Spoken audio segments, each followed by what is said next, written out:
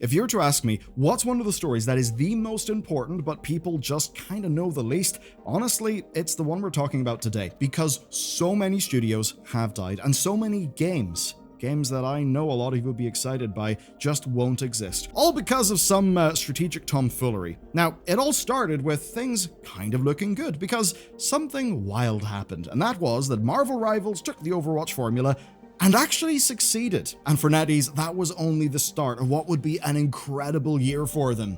But it's a year that came at a high price for the rest of the industry. Because even though NetEase released multiple games that reached millions of players, they also killed half a dozen studios in games before they even had a chance to show their work. And these are studios full of developers who made games that you probably loved. Maybe some games that were even formative to your appreciation of this medium as you grew up. It was a goddamn bloodbath. Few people appreciate the size of it, but don't worry, you're not going to be one of those people because today we are going to learn all about it. I do, though, have to start off with their win.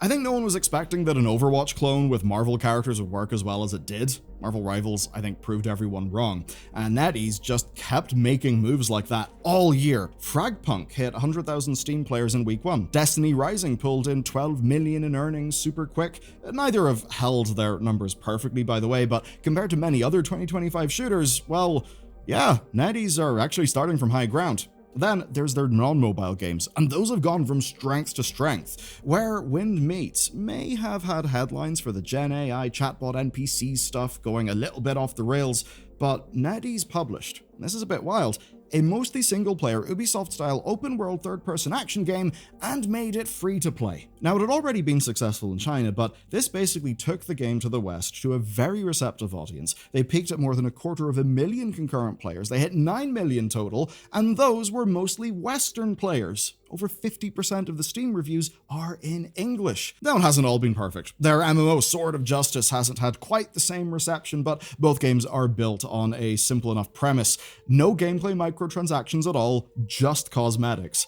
And it all plays into NetEase's strengths of big, flashy live service games that either fade quickly or power through, following in, say, Naraka Blade Point as one of the quietly successful battle royales, kind of following in its example. And it was even so successful that team are now making their own single-player game based on it. But it's actually back with Marvel Rivals, where we also saw the first hint of what was to come as 2025 started. That's because the firing of their Western development team and consultants set a tone, and it's one that would basically be present throughout the year. You see, there's something that almost all of these games have in common. They're all made in China, and they're all made under studios directly owned by NetEase. So it was an incredible game for bringing Chinese games west, but it was a less great year with their Western studios. And if you've ever dreamed of working at one of those studios or playing a game that they were making, well, here's where the story ends. Let's get into the bloodbath. You won't recognize most of these studios' names, but that's basically the point. They were the new studios made by a whole bunch of veterans. I'm gonna go through a few of them. There's Project Ghost from Greg Street's fantastic Pixel Castle. There's T-0 Entertainment from BioWare and Bethesda's Rich Vogel. There's Midnight Riders from Bad Brain Game Studios. They were made up of Watchdog devs. Then there's Jackalyptic Games. They couldn't finish their Warhammer MMO in 3 years, so it got canned. But the first of all this year was Jar of Sparks, despite them having Halo and Destiny veterans. And the thing is, that's just the studio closures. There have also been layoffs at support studios like Canada's Skybox Labs. You probably haven't heard of them, but these support studios are the groups who just quietly do a lot of the work that this industry requires. Now the thing is, we actually knew that this was coming. You see, Bloomberg and GameFile both reported that NetEase was planning to cut, quote, the majority of overseas teams over time. Some teams would be sticking around, basically anywhere where there's minority investment. That includes studios like Rebel Wolves, who are a bunch of ex-CDPR people, also Liquid Swords, and they're basically just surviving because they've got other sources of financial support. Now in response, NetEase called it a portfolio review. And you see, the funny thing is, NetEase had spent years upon years upon years dumping investment across the West just to kill loads of it before the games would even come out. I think it basically turns out that the market that these things didn't fit into was quite clearly the market that existed in the mind of NetEase's CEO. Because from what we understand, this is very top-down. So with that in mind, let's do the rise and fall of NetEase in the West. NetEase made a bet around 2020. They basically looked at an industry flush with cash and investor potential and surging with all of that free pandemic money that people got. Basically, so much more money than there was studios to actually invest in. So they built a few studios. They looked at Western studios that were struggling, or veteran talent who weren't really getting their shot, and they threw money at them. BioWare, 343, Capcom, and so many others. They even made some direct purchases, like Quantic Dream. Yeah, remember, they purchased Quantic Dream. And the idea was that, free from funding restraints, these developers could go and make the games that they dreamed of. I have to imagine that if the same pitch were being made in 2025, it would kinda sound like, hey, do you want to go and make your Expedition 33? But of course, we all know what happened next. The pandemic money dried up, other investment opportunities looked a bit more attractive than games. But what didn't dry up was the global player base. Games like Wukong showed that Chinese gamers could fund a whole release via Steam alone. Anyone in the West would just be pure profit on top of that. So NetEase didn't need Western developers who were more expensive, who were taking years to make a game. They then started closing studios before those studios had a chance to release anything.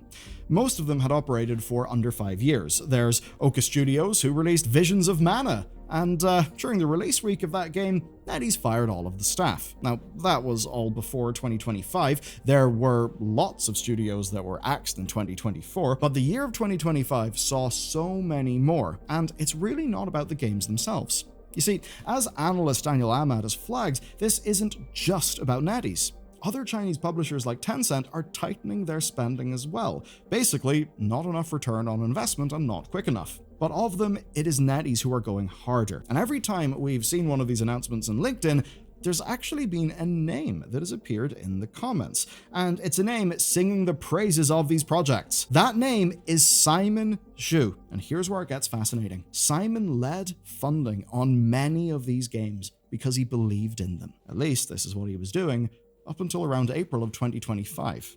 And that's because Simon Zhu used to work at NetEase. He no longer works there. Simon was the reason for the Western investment wave. He was leading that, and he was doing this because he was president of Global Investment and Partnerships. But according to sources who spoke to GamesBeat, quote, everything that NetEase's Zhu touched, all investments and holdings, was going to be unwound. That's a hell of a quote.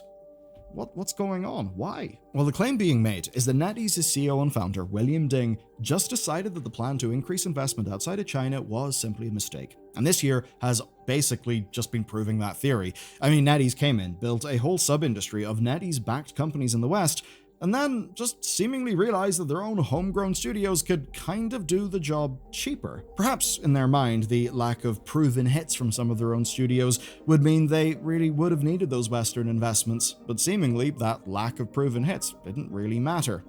So, you may be wondering then, what happens to the developers who have just been rug pulled out? Well, there is one little bit of good news, but honestly, a lot of it's bad.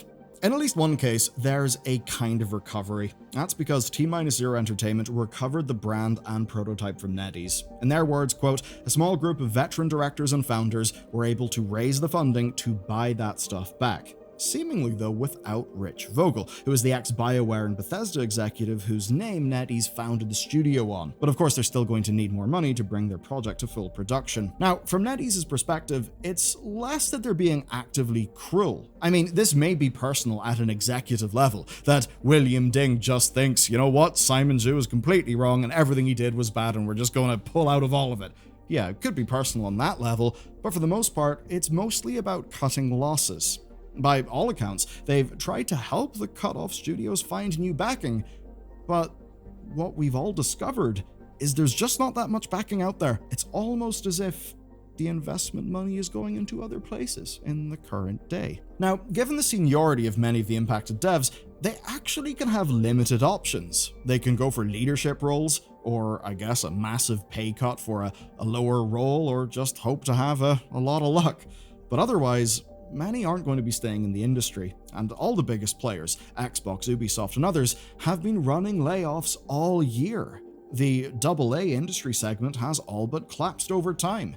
I mean, you could starve or survive off savings, but funding for games is, at the lowest that it's been in 5 whole years. Basically, we're seeing fewer deals being made and much less money in those deals. I mean, I remember 5-6 years ago, a lot of the professional wisdom was to scope up your projects because there was actually money out there and you really could go big and bold. That's obviously not where we're at right now. Of course, there are other sources of money, like say the venture capital, the lovely ghouls that chase the mobile games, the sports betting, or the crypto tie-ins, but, well, yeah, they're pumping money into, games, but not exactly the games that most of us want to play.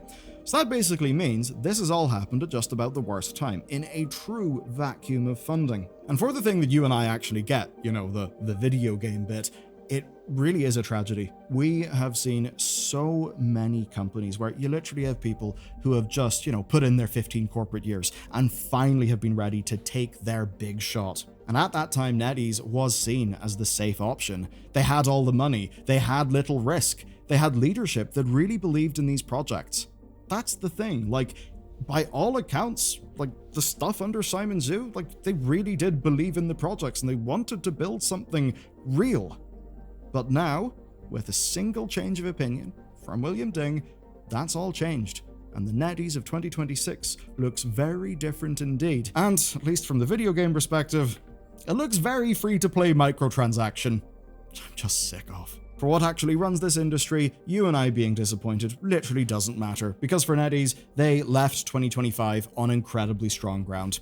Marvel Rivals may not be the industry-defining titan that it started this year as, because of course, launches are launches and it's rare for a game to just have its launch player base forever. But you know what? The player counts in Steam have been stable for 6 months. They are consistently one of the top games on Steam for revenue and players, very much following the footsteps of Naraka Bladepoint. Beyond that, Where Winds Meet basically proved to NetEase that the free-to-play blockbuster single-player game concept actually does have legs and can work.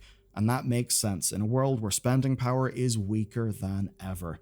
I mean, if you're considering a game that looks like Assassin's Creed Shadows or Ghost of Yotai, but costs $0, that's obviously an appealing prospect.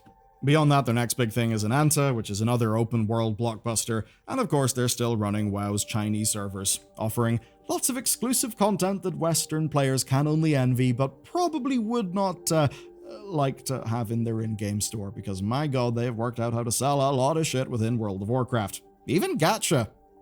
But as they enter 2025, they've left audiences and a lot of devs worried.